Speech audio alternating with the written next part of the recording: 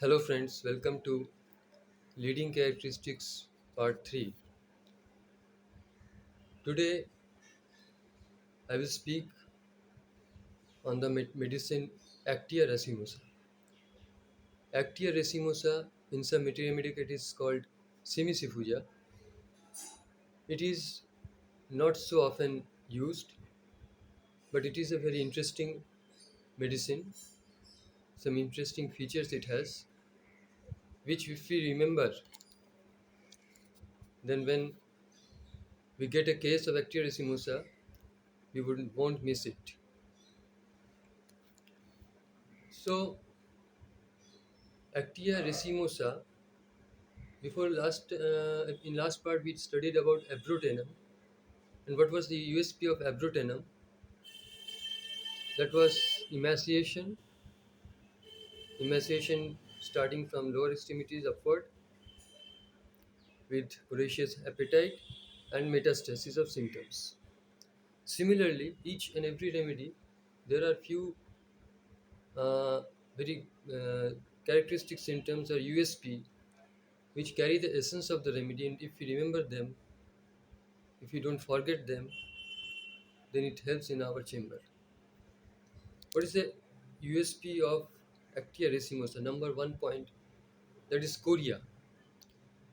Chorea alternating or intermingling with rheumatism. Actæa racemosa is basically a rheumatic remedy. Whenever it catches cold affection, exposed to cold, the patient, it can be dry or moist cold, the patient comes down with rheumatic pains. There will be pain, soreness, along with that stiffness may be there, and intermingled with chorea. Now, what is chorea? Chorea is quivering or trembling or jerking of the muscle fibers of the affected part, the part affected by rheumatism. It happens in some patients sometimes that the muscle fibers are trembling or quivering. Now, this is if we find it, we will think of Actæa racemosa. Now, what happens? Sometimes these alternate. The pains, the soreness is better, and the chorea is aggravated. And another important point here is that another peculiarity that this uh, trembling or jerking of muscle that is aggravated by pressing. If we press the muscle, it is aggravated. So what happens when the patient retires and goes to bed and lies down? The side laid on starts the muscle that part starts trembling or quivering. Then the patient has to change the position and goes to another position. If he lies or she lies on the back side, the back muscles start quivering or trembling, preventing the sleep. So this is a very peculiarity, and chorea aggravated by pressure, intermingled with rheumatic pains, rheumatic soreness after catching cold. Next, another important point is it has a mental state of, we find, gloominess, depression like this. Now, this is USP number two, that this mental state of gloominess, mental state of depression, it alternates with the physical rheumatic pains. When the patient is physically better, it goes into that mental state of sadness, depression. And in the Materia Medica, in Allen, in some other places also it is written a symptom. In the first line in Allen, it is written the sensation as if a heavy black cloud has settled all over her. Now, what does that mean? A heavy black cloud has settled all over her. The patient may describe in this way, or patient in here in Bengal, in the Bengali language, they may say, "The আমার চারিদিকে অন্ধকার, মাথার চারিদিকে যেন অন্ধকার বলে," as if there is a darkness, a sensation of darkness all around her, surrounding all around her. This is nothing but it is a, I will say, a figurative way of saying that she is sad, depressed, she is having a feeling of depression, a sadness, a gloominess, and so she finds no charm in anything, and this dark feeling as if she is in a darkness.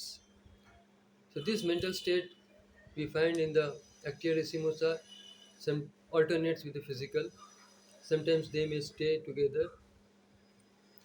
Now, next third point, we should remember that if the patient suffers from diarrhea, if she is having a diarrhea, then she is better in every way.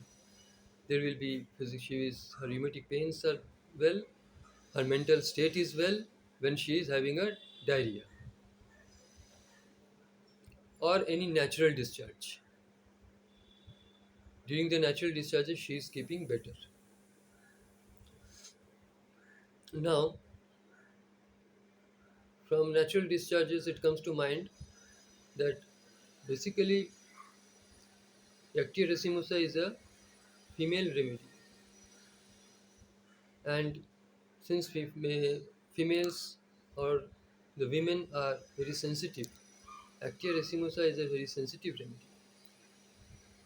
And here, another characteristic, another very peculiarity or characteristic we find is in the menses. During the menstrual period or while during menses, all her troubles are aggravated. The mental, the physical, the rheumatic pains, the jerking, cramping, the depression, they are the spasm. She may go into, due to pain, she may go into spasm during the menses, aggravated during the menses. And another peculiarity of menses is that more the flow, more the pain. Here, if you remember that generally what happens as the menses start, the patient should feel relief. And we know there are symptoms, there are remedies where more the flow, better the patient feels. We think of lachesis, sepia, here more the flow, less the pain. But here in Actæa racemosa, more the flow, more the pain. This is a peculiarity and this is incoordination. This is a incoordination feature, and that's why Actæa racemosa has a presence of psychotic miasm. We also find this in thuja. As the flow proceeds, the pain increases. Now, these are the few leading characteristics of Actæa racemosa. Along with that, the mental part, there are mental other peculiarities, interesting peculiarities, which I will mention in the next episode. Here I am mentioning only the physical part, and which is a very good remedy. It is said to be a rheumatic remedy, a choreic remedy, a spasmodic remedy, hysteric, and a uterine remedy. In uterine complaints, often it is found in use. We find it in ciliary pains, sewers, those who sew clothes, they have ciliary rheumatism. After catching cold, the eyeball uh, lancinating, darting pain in the eyeball, eye socket. Here often Actæa racemosa comes in use. In typewriters, nowadays computer ink PC, there are many who are operators in computer, then piano players. It has been said in our material that these people get a rheumatic pain where Actæa racemosa often comes. So, thank you for being with me. See you in the next episode.